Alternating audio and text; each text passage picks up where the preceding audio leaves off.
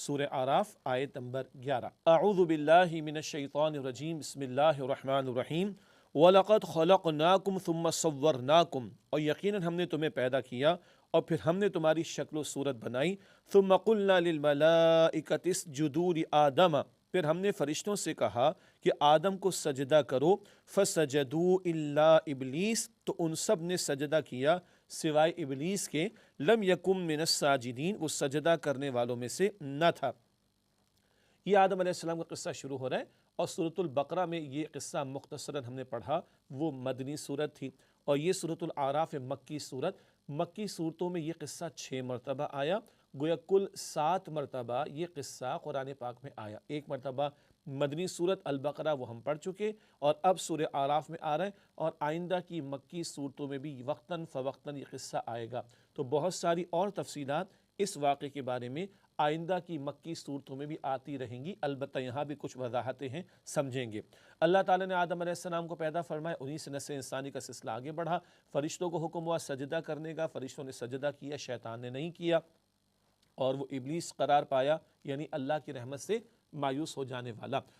یہ بات پہلے ذکر کی جا چکی کہ یہ جنات میں سے ہے۔ سورہ کہف کی آیت نمبر 50 میں ہے کان من الجن، شیطان جو ہے وہ جنات میں سے ہے، البتہ بڑا نیک تھا، فرشتوں کی صفوں میں کہیں پہنچا ہوا تھا، حکم ملا تو یہ بھی حکم میں مخاطب تھا، لیکن اس نے سجدہ کرنے سے انکار کیا۔ واقعہ ہمارے علم میں بھی ہے، کچھ تھوڑا ہم پہلے پڑھ کر آ چکے ہیں، لیکن آئیے قرآن پاک کا مطالعہ کر رہے ہیں تو مزید وضاحت ہمارے سامنے آ جائے۔ ارشاد ہوا قال ما منعک الا تسجد اذ امرتک، اللہ تعالیٰ نے فرمایا جب میں نے تجھے حکم دیا تو تجھے کس شے نے منع کیا کہ تو سجدہ نہ کرے، کیا ایسا ہو گیا معاملہ؟ قال انا خیر من، اس نے کہا کہ میں تو آدم سے بہتر ہوں، خلقتنی من نار وخلقتہ من طین، تو نے مجھے آگ سے بنایا ہے اور اسے مٹی سے پیدا کیا ہے، تو میں کیوں سجدہ کروں؟ دماغ میں خناس کیا آ گیا، اعلیٰ تو میں ہوں، یہ تو ادنا ہے آدم، معاذ اللہ، مجھے آگ سے بنایا، آگ جلاؤ تو بھڑکتی ہے، شعلہ اوپر جاتا ہے، مٹی اچھالو مٹی نیچے آ جاتی ہے۔ عقل لڑا رہا ہے اللہ کے حکم کے مقابلے میں، تو کہہ رہا ہے کہ میں اعلیٰ یہ ادنا، حالانکہ بھول گیا یہ کم بخل کہ آگ کو بجھانے کے لیے مٹی ہی پھینکی جاتی ہے۔ ایسے بیسیوں دلائل دیے جا سکتے ہیں، اس نے اپنی عقل کو آؤٹ آف جورسڈکشن، اوقات سے باہر نکل کر اللہ کے حکم کے مقابلے میں استعمال کیا اور غلط استعمال کیا۔ یہ ہے شیطنت بھی، اور یہ عقل پرستی کا فتنہ بھی۔ اپنے آپ کو ہمیں اللہ کے حکم کے تابع رکھنا ہے، نہ کہ اپنی عقل کو بالاتر سمجھنے کی کوشش کی جائے، معاذ اللہ۔ قال فاهبط منها فما يكون لك ان تتكبر فيها فاخرج انك من الصاغرين، اللہ سبحانہ وتعالیٰ نے فرمایا پس تو یہاں سے اتر جا، یعنی نکل جا، تیرے لیے لائق نہیں کہ تو غرور و تکبر کرے، بس یہاں سے نکل جا، انك من الصاغرین، بے شک تو ذلیل کیے گئے لوگوں میں سے ہے۔ قال انظرنی الی یوم یبعثون، اس نے کہا کہ اے اللہ مجھے مہلت دے دے اس دن تک کے لیے جب مردوں کو اٹھایا جائے گا۔ قال انک من المنظرین، اللہ سبحانہ وتعالیٰ فرمایا کہ بے شک تو ان لوگوں میں سے ہے جنہیں مہلت دے دی گئی، جا تجھے مہلت عطا کر دی گئی، اللہ کا فیصلہ۔ شیطان کو پیدا بھی اللہ نے کیا، مہلت بھی اللہ نے دی، اللہ کا فیصلہ۔ ہم شیطان کے عملوں سے بچنے کے لیے کوشش کرنا چاہیں تو اللہ سے ہی مانگنا چاہیے۔ قال، اس شیطان نے کہا فبما اغویتنی لاقعدن لهم صراطک المستقیم، کہ اللہ جیسے تو نے مجھے گمراہ کرنے کا فیصلہ کر ڈالا، میں ضرور بیٹھوں گا ان کے لیے تیرے سیدھے راستے پر، مراد گمراہ کرنے کے لیے۔ یہ ہے جو اللہ کے سامنے اس نے بھڑکیاں ماری کہ تیرے سیدھے راستے پر بیٹھوں گا ان کو گمراہ کرنے کے لیے۔ اچھا، سیدھا راستہ کیا ہے؟ قرآن پاک صراط مستقیم بھی ہے، حضور نے فرمایا وَهُوَ الصِّرَاطُ الْمُسْتَقِيمُ، یہ قرآن سیدھا راستہ ہے۔ چنانچہ قرآن پاک کی تلاوت کا پہلا ایک ادب کیا ہے؟ اعوذ باللہ من الشیطان الرجیم، جی پڑھنا چاہیے تاکہ اس کے شرور سے ہماری حفاظت ہو جائے۔ کہنے لگا میں ضرور بیٹھوں گا ان کے لیے تیرے سیدھے راستے پر، ان کو گمراہ کرنے کے لیے۔ ثم لآتینہم من بین ایدیہم ومن خلفہم وعن ایمانہم وعن شمائلہم، پھر میں ضرور ان کے پاس آؤں گا، ان کے سامنے سے اور ان کے پیچھے سے اور ان کے دائیں سے اور ان کے بائیں سے۔ وَلَا تَجِدُ أَكْثَرَهُمْ شَاكِرِينَ، اور اللہ تو ان میں سے اکثر کو شکر کرنے والا نہیں پائے گا۔ ہر انداز سے طرح طرح سے ورغلانے کی کوشش کرے گا، البتہ یاد رہے ورغلانے کی کوشش کر سکتا ہے، گمراہ نہیں کر سکتا۔ وہ تو بندہ خود ہی اس کی پڑھائی پٹی پر عمل کر کے پھر گمراہی کے راستے کی طرف جانے کی کوشش کرتا ہے، اللہ اس سے ہمیں محفوظ رکھے۔ وَلَا تَجِدُ أَكْثَرَهُمْ شَاكِرِينَ، اور اے اللہ تو ان میں سے اکثر کو شکر کرنے والا نہیں پائے گا۔ قَالَ اخْرُجْ مِنْهَا مَذْءُومًا مَدْحُورًا، اللہ سبحانہ وتعالیٰ نے فرمایا کہ یہاں سے نکل جا ذلیل مردود ہو کر یعنی رد کر دیا گیا، جس کو رحمت الہی سے دور کر دیا گیا۔ آگے اللہ تعالیٰ نے ارشاد فرمایا لَمَن تَبِعَكَ مِنْهُمْ، ان میں سے جو تیری پیروی کرے گا، لَأَمْلَأَنَّ جَهَنَّمَ مِنْكُمْ أَجْمَعِينَ، ضرور میں جہنم کو بھر دوں گا تم سب سے۔ شیطان بھی جہنم، اس کی پیروی کرنے والے بھی جہنم میں، اللہ شیطان کی پیروی سے ہمیں بچائے، جہنم کی آگ سے محفوظ فرمائے۔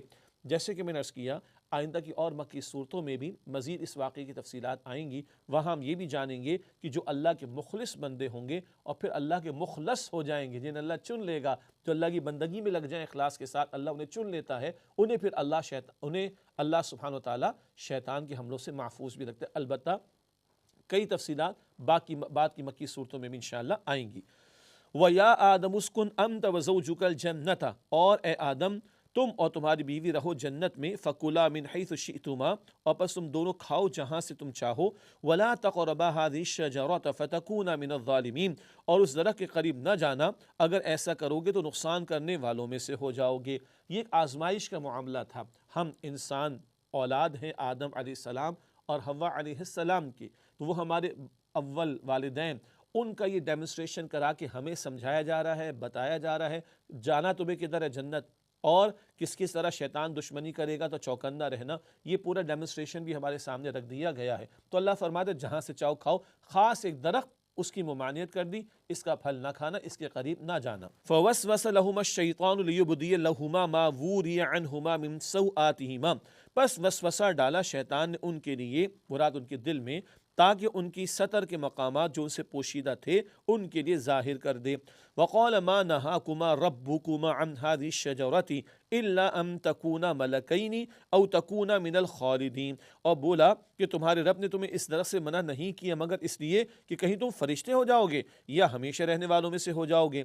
یہ نقطہ بھی واضح ہوا، یکدم معاملہ نہیں ہوا، شیطان نے دشمنی کا اظہار کیا، حسد میں مبتلا ہو کر، تکبر میں مبتلا ہو کر، اور طرح طرح سے ورغلانے کی کوششیں کی، یکدم نہ ہوا وہ معاملہ پھل کھا لینے کا۔ یہ تفسیر کچھ قرآن پاک ہمارے سامنے رکھ رہا ہے، اور شیطان کیا آئیڈیاز سامنے رکھ رہا ہے، ارے فرشتے ہو جاؤ گے تم تو کھا لو بھائی، ارے تم جو ہے وہ کھا لو تو ہمیشہ رہنے والے ہو جاؤ گے، اس طرح اٹریکشن پیدا کر کے اللہ سے دور کرنے کی کوششیں کرے گا، ہمیں سمجھایا جا رہا ہے۔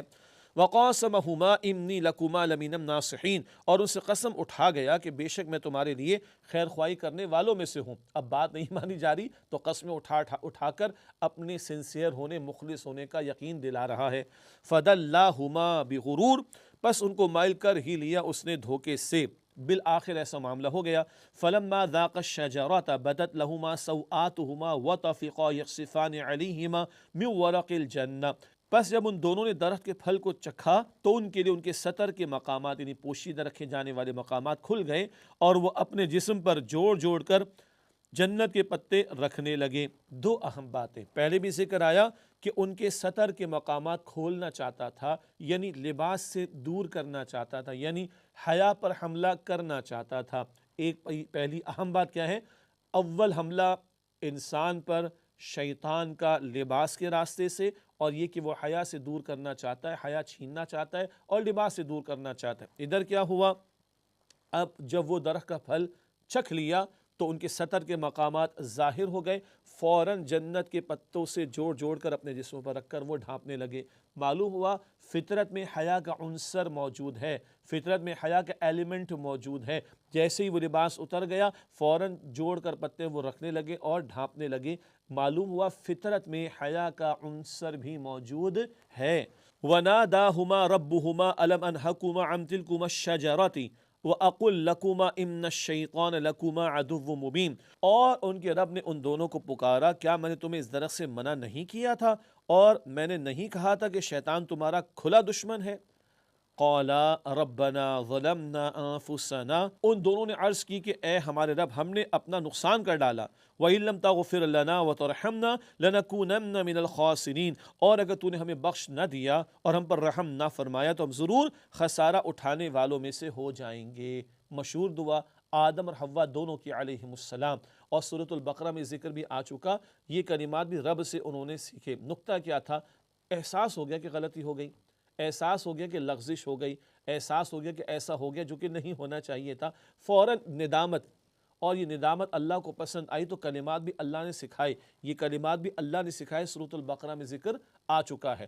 ربنا ظلمنا انفسنا، اے ہم نے اپنی جانوں کا نقصان کیا، وَإِن لَّمْ تَغْفِرْ لَنَا وَتَرْحَمْنَا لَنَكُونَنَّ مِنَ الْخَاسِرِينَ، اور اگر تو نے ہمیں بخش نہ دی اور ہم پر رحم نہ فرمایا، ہم ضرور خسارہ اٹھانے والوں میں سے ہو جائیں گے۔ اور آپ اور ہم جانتے ہیں آدم علیہ السلام کو اللہ تعالیٰ نے خلافت دے کر، اعزاز دے کر زمین پر بھیجا۔ یہ فرق ہے آدمیت کا اور شیطنت کا۔ شیطان اڑ گیا، اکڑ گیا، تکبر حسد میں مبتلا ہوا، بلیم پر آ گیا، اللہ کی طرف کہتا ہے اللہ تو نے میری گمراہی کا فیصلہ کر ڈالا، اور وہ دشمنی پر اتر آیا اور لیم ایکسکیوزز پیش کرنے لگا۔ آدم علیہ السلام لغزش کا معاملہ ہو گیا، اور بی بی حوا لغزش کا معاملہ ہو گیا، اعتراف کر لیا، ندامت ہو گئی، اللہ نے کلمات بھی سکھائے، معافی کا اعلان بھی کیا، خلافت دے کر، اعزاز دے کر زمین پر بھیجا۔ جھکنا اللہ کو پسند، اڑنا شیطنت اللہ کو پسند نہیں ہے۔ قَالَ اهْبِطُوا بَعْضُكُمْ لِبَعْضٍ عَدُوٌّ، فرمایا کہ تم اتر جاؤ، تم میں سے بعض کے دشمن ہیں، یعنی یہاں سے چلے جاؤ۔ وَلَكُمْ فِي الْأَرْضِ مُسْتَقَرٌّ وَمَتَاعٌ إِلَىٰ حِينٍ، اور تمہارے لیے زمین میں ایک وقت معین تک ٹھکانہ اور زندگی کا سامان ہے۔ اترو سے مراد اب زمین کی طرف بھیجا گیا، تم میں سے بعض کے دشمن ہوں گے۔ اصل دشمنی تو انسان اور شیطان کے درمیان، اور پھر شیطان کے ورغلاوے کے نتیجے میں انسانوں کی آپس کی بھی دشمنیاں۔ بہرحال زمین پر بھیجا گیا، دنیا میں بھیجا گیا، لیکن عارضی زندگی گزارنے کے لیے۔ قَالَ فِيهَا تَحْيَوْنَ وَفِيهَا تَمُوتُونَ وَمِنْهَا تُخْرَجُونَ، فرمایا کہ اس میں تم جیو گے، اسی میں تم مرو گے، اور اسی سے تمہیں نکالا جائے گا۔